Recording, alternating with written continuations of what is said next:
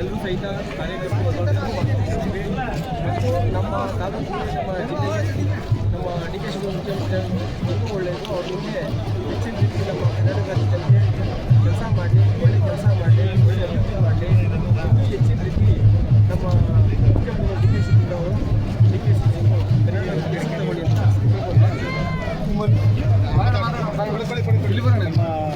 ನಾಯಕರಾದ D K Shivakumar ಅವರು ಮುಖ್ಯಮಂತ್ರಿ ಆಗಲಿ ಅನ್ನೋದೊಂದು ಎಲ್ಲರ ಆಶಯ ಇತ್ತು. ಅದರಂತೆ ಪಕ್ಷ ಅವರಿಗೆ ಅವಕಾಶವನ್ನು ಮಾಡಿಕೊಡುತ್ತೆ.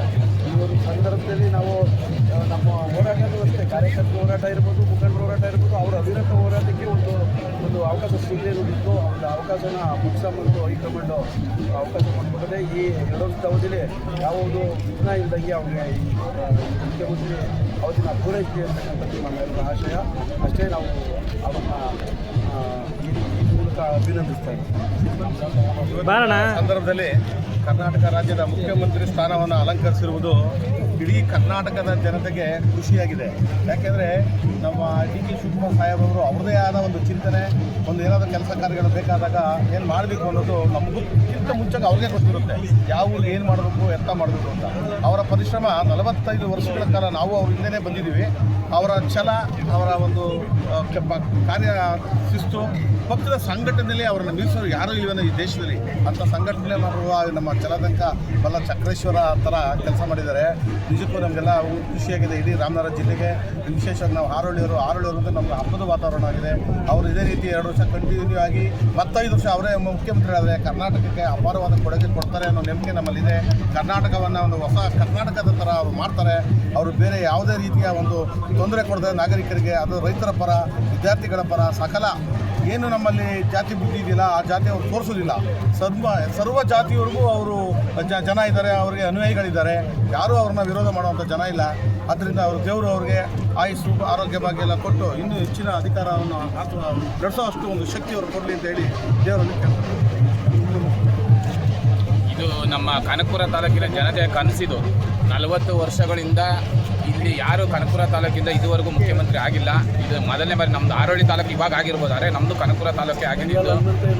ಕೆಂಗಲ್ ಹನುಮಂತ ಜಿಲ್ಲೆಯಿಂದ ಕೆಂಗಲ್ ಹನುಮಂತಯ್ಯನವರಾಗಿದ್ದರು. ಆದರೆ ತಾಲೂಕಿನ ಮಗ ಮೊದಲನೇ ಬಾರಿಗೆ ಈ ಬಾರಿ ಕರ್ನಾಟಕದ ಮುಖ್ಯಮಂತ್ರಿಯಾಗಿ ಪಟ್ಟಣ ಅಲಂಕರಿಸಿದ್ದಾರೆ.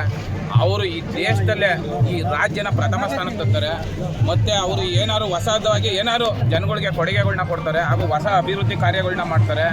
ಈ ಜನ ಏನು ಅವರಲ್ಲಿ ಕಂಡಿದ್ರು ಇಂಥದ್ದೊಂದು ಮಾಡಬೇಕು ಅಂತ ಕೆಲಸಗಳನ್ನ ಖಂಡಿತವಾಗ್ಲೂ ನಮ್ಮ ಈಗಿನ ಮುಖ್ಯಮಂತ್ರಿಗಳು ಮಾಡೇ ಮಾಡ್ತಾರೆ. ಮತ್ತು ಈ ನಮ್ಮ ಅದರಲ್ಲೂ ಹೆಚ್ಚಾಗಿ ನಮ್ಮ ಜಿಲ್ಲೆಯ ಅಭಿವೃದ್ಧಿ ನೀರಾವರಿ ಯೋಜನೆಗಳ ಬಗ್ಗೆ ಹೆಚ್ಚಿನ ಒತ್ತು ಕೊಟ್ಟು ಇಲ್ಲಿ ಎಲ್ಲ ನೀರಾವರಿ ಯೋಜನೆಗಳ ಕೆಲಸಗಳನ್ನೂ ಹಾಗೆ ನಮ್ಮ ಹಾರೋಳಿ ಮಳ್ಳವಾಡಿ ಭಾಗಕ್ಕೆ ಪ್ರತಿ ಮನೆಗೂ ಕೂಡ ಕಾವೇರಿ ನೀರನ್ನ ಕೊಡ್ತಾ ಇದ್ದಾರೆ. ಮತ್ತು ಇನ್ನು ಅತಿ ಅಭಿವೃದ್ಧಿ ಕಾರ್ಯಗಳು ಇನ್ನು ಹೆಚ್ಚಿನ ಸಂಖ್ಯೆಯಲ್ಲಿ ಈಗ ಬಿಡದಿ ಟೌನ್ಶಿಪ್ ಇರ್ಬೋದು, ಹಾರೋಳಿ ತಾಲೂಕು ಕೈಗಾರಿಕಾ ಪ್ರದೇಶಗಳು ಇರ್ಬೋದು, ಅದನ್ನೆಲ್ಲ ಅಭಿವೃದ್ಧಿ ಪಡಿಸೋಂಥ ಕೆಲಸಗಳನ್ನ ಮಾಡ್ತಾರೆ ಅಂತ ಹೇಳ್ತಾ ಇದು ನಮ್ಮ ಸುದ್ದಿನ ಒಂದು ಹಬ್ಬದ ವಾತಾವರಣನೇ ಇದೆ ಇವತ್ತಿನ ದಿವಸ. ಎಲ್ಲರೂ ಕನಕಪುರದ ಬಂಡೆ ಅಂತ ಏನು ಹೇಳ್ತಿದ್ರು, ಇವತ್ತು ಆ ಬಂಡೆ ಏನು ಅಂತ ಪ್ರೂವ್ ಮಾಡಿದ್ದಾರೆ.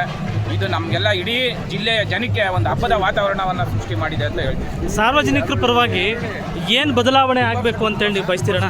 ನಮ್ಮ ರಾಮನಗರ ಕ್ಷೇತ್ರದಲ್ಲಿ ಜಿಲ್ಲೆನಲ್ಲೇ ನಮ್ಮ ರಾಮನಗರ ಜಿಲ್ಲೆ ಏನಿತ್ತು ಇವಾಗ ಬೆಂಗಳೂರು ಗ್ರಾಮಾಂತರ ಜಿಲ್ಲೆ ಅಂತ ಆಗಿದೆ, ಸೌತ್ ಜಿಲ್ಲೆ ಬೆಂಗಳೂರು ಸೌತ್ ಅಂತ ಆಗಿದೆ.